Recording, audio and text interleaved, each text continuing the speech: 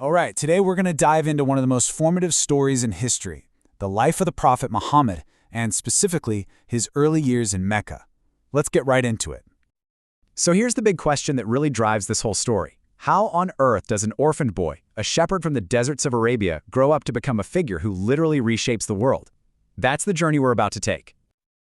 So where does this story begin? Well, it's not with power or privilege, but actually with loss. This first part of our explainer looks at how his early life, which was filled with tragedy, actually forged a character that was known for being exceptionally solid. I mean, just look at this timeline. It's just a relentless series of losses. His father dies before he's even born. Then, at age 6, he loses his mother. Just 2 years after that, his grandfather, who is his guardian, is also gone. This childhood, defined by hardship, is so crucial for understanding the man he became. Things finally take a turn when he marries the respected businesswoman, Khadija, at age 25. So despite this incredibly tough childhood, or maybe because of it, he becomes known for one thing above all else: his character.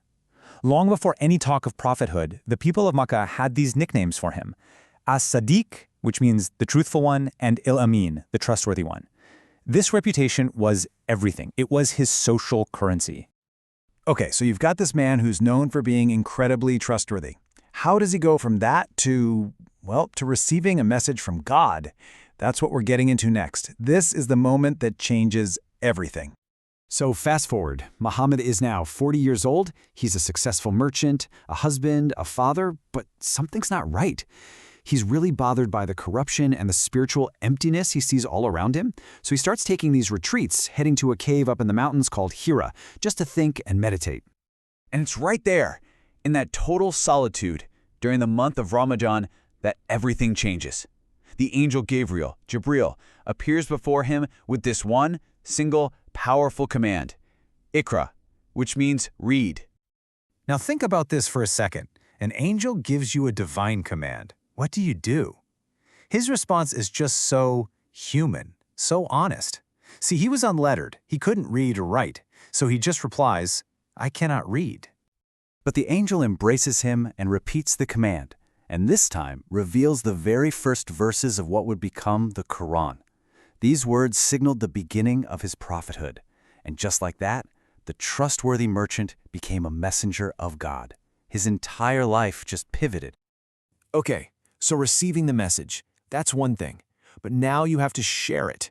And believe me, that's a whole different ballgame. This next chapter of his life was all about that challenge and the intense, often brutal resistance he was about to face.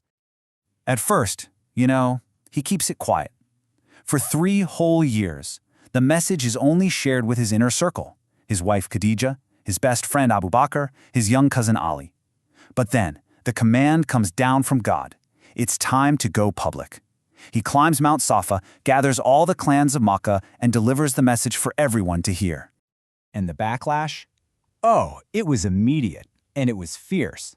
The leaders of Makkah tried to buy him off.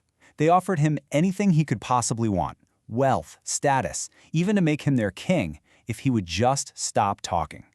But his answer? It's just incredible. It shows you there was zero room for compromise on this mission. So when the bribes didn't work, they got nasty. They pulled out all the stops. First, it was ridicule and insults in public. Then they started spreading rumors, calling him a magician or saying he'd lost his mind. And when that didn't work, they turned to brutal, physical torture, especially targeting his poorest and most vulnerable followers. This is where things get really, really tough. The intense persecution leads into a period of just profound suffering. It's a story of incredible patience and endurance, both for him personally and for that small, early community of believers.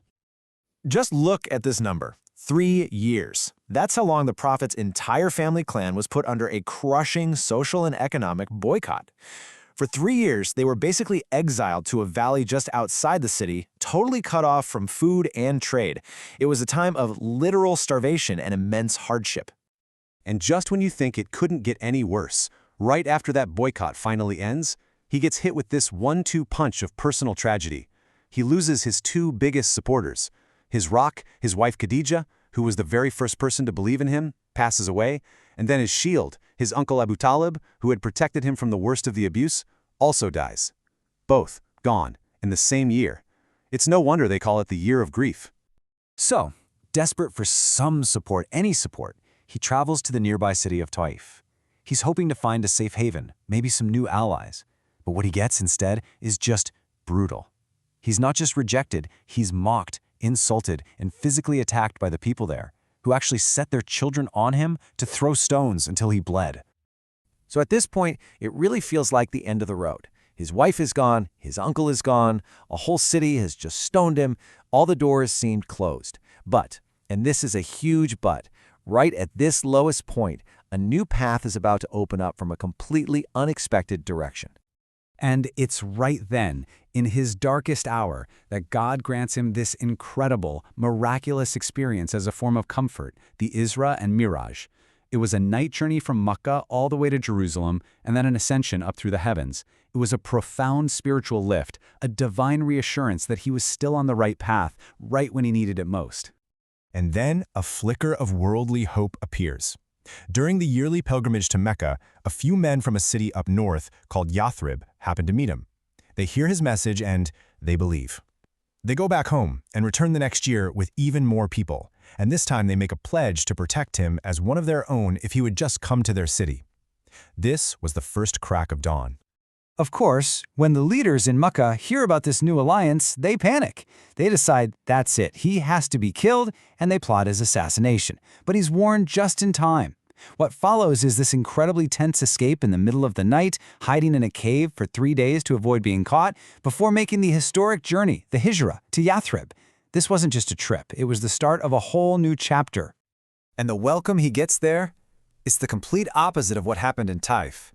No stones, no mockery, just pure joy and a song of welcome sung by the people as he entered their city, which would soon be renamed Medina. The Makkah period, with all its trials and persecution, was finally over. A new era, one of building a community